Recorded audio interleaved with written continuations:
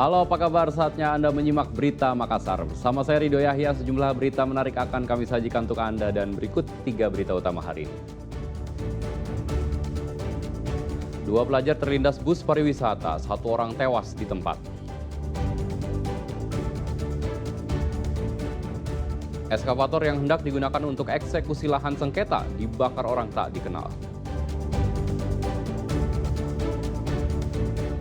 3 remaja masih di bawah umur, curi gawai dan mesin pompa air di sekolah dasar negeri di Pangkep.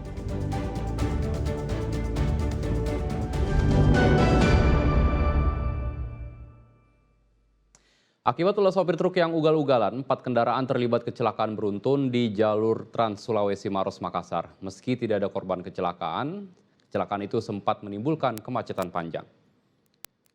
Terjadi laka lantas. Salah satu korban kecelakaan beruntun terlihat sedang memarahi sopir truk yang diduga jadi penyebab kecelakaan ini. Kecelakaan bermula ketika sebuah truk dari arah Maros diduga hilang kendali karena remblong saat melintas di jalur menurun. Truk lantas menabrak mobil yang berada di depannya, menyebabkan efek beruntun pada 3 kendaraan lain.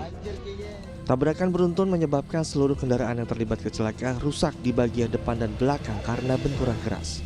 Ada berapa mobil ini Pak yang terlibat kecelakaan itu?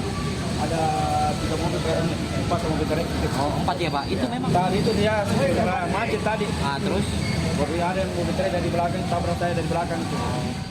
Unit Gakum Satlantas Polres Maros segera mendatangi lokasi untuk melakukan olah TKP. Polisi mengamankan sopir truk dan seluruh kendaraan yang rusak untuk proses penyelidikan. Kecelakaan ini menyebabkan kemacetan panjang hingga 3 km karena badan jalan tertutup badan kendaraan. Raisa Habu melaporkan dari Maros.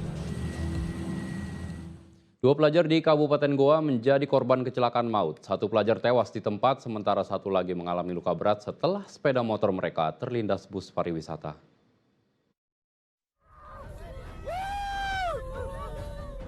Dua pelajar yang sedang mengendarai sepeda motor tabrakan dengan bus pariwisata di Jalan Trans Sulawesi, Kecamatan Bajeng, Goa, Jumat siang. Korban tewas teridentifikasi bernama Muhammad Amar yang mengalami cedera parah di bagian kepala. Sementara rekannya yang dibonceng bernama Irham terlihat terluka parah di bahu jalan. Petugas Satlantas Polres Goa segera melakukan evakuasi terhadap jasad korban yang tewas. Sementara korban yang luka berat dilarikan ke Rumah Sakit Umum Daerah Syekh Yusuf untuk mendapatkan perawatan intensif. Untuk kedua korban itu pengendara sepeda motor. Jadi yang satu tinggal di TKP, kita evakuasi ke rumah sakit. Untuk yang satunya sementara menjalani perawatan di Rumah Sakit Umum Syekh Yusuf, Kabupaten Goa. Untuk hasil dari pemeriksaan tadi, untuk korban yang meninggal dunia ada cedera di bagian kepala.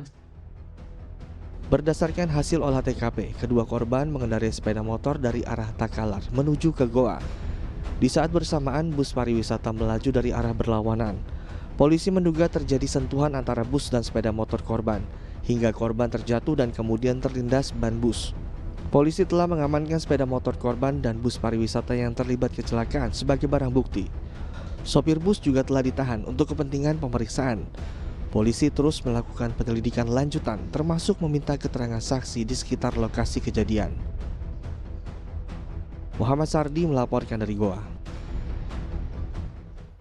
1 alat berat yang akan digunakan untuk eksekusi lahan sengketa di Tanah Toraja dibakar oleh orang tak dikenal. Polisi olah tempat kejadian perkara untuk menelusuri dan menangkap pelaku pembakaran.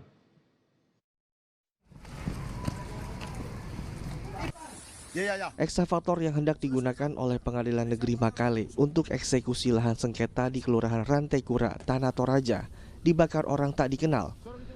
Pembakaran ini diduga kuat terkait penolakan eksekusi rumah Tongkonan Kapun atau rumah adat Toraja yang telah berusia 300 tahun. Insiden terjadi meskipun alat berat berada di bawah penjagaan aparat kepolisian. Para pelaku secara tiba-tiba menyerang petugas yang berjaga dengan menggunakan busur dan bom molotov. Petugas di lokasi berusaha menyelamatkan diri sekaligus mengamankan lokasi. Saat olah TKP, polisi mengamankan sejumlah barang bukti berupa bom molotov, busur, dan petasan. Seluruh proses eksekusi rumah adat resmi ditunda akibat insiden pembakaran dan penyerangan ini. Ya, tadi pada saat kita olah TKP ada beberapa barang bukti yang kita temukan di TKP, dan itu akan nanti kita lakukan penyelidikan untuk lebih lanjut. Kalau proses eksekusi nanti kita akan menunggu petunjuk dari pimpinan tingkat atas. Kalau terkait dengan masalah proses penyelidikannya, kita akan tetap melakukan proses penyelidikan terkait dengan terjadinya pembakaran. Selain eksavator, mobil operasional milik Polsek Saluputi turut menjadi korban penyerangan.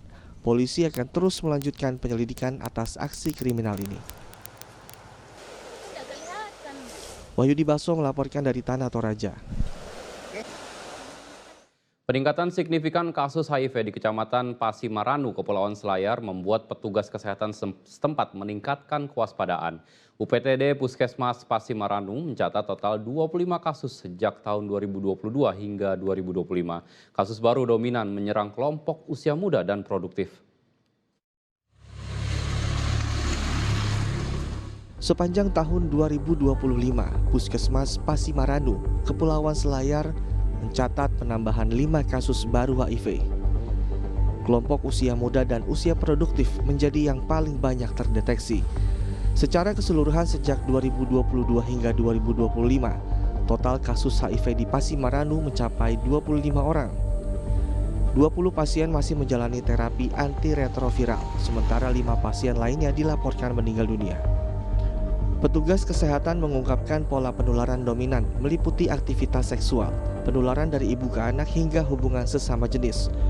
Untuk menekan penyebaran virus, Puskesmas Pasimaranu menyediakan layanan tes HIV gratis dan rahasia. Pasien positif akan mendapat obat ARV tanpa biaya. Penggunaan ARV secara rutin dapat menekan virus hingga resiko penularan menjadi sangat rendah. Namun upaya penanganan kasus masih menghadapi sejumlah tantangan, antara lain kondisi geografis kepulauan yang sulit dijangkau serta keterbatasan akses layanan kesehatan. Pemahaman masyarakat yang beragam juga menjadi faktor penghambat upaya edukasi. Di mana sepanjang tahun 2025 kami mencatat ada 5 kasus baru HIV di Pasimaranu. Mayoritas berasal dari kelompok usia muda dan usia produktif. Secara keseluruhan tercatat ada 25 kasus sejak tahun 2022 sampai dengan tahun 2025. 20 masih hidup dan 5 meninggal. Puskesmas Pasimaranu mendorong adanya dukungan kuat dari pemerintah daerah, khususnya dalam penguatan program pencegahan, edukasi dan deteksi dini. Sinergi lintas sektor dinilai krusial untuk menghambat penyebaran HIV di wilayah Kepulauan Selayar. Muhammad Sardi melaporkan dari Kepulauan Selayar.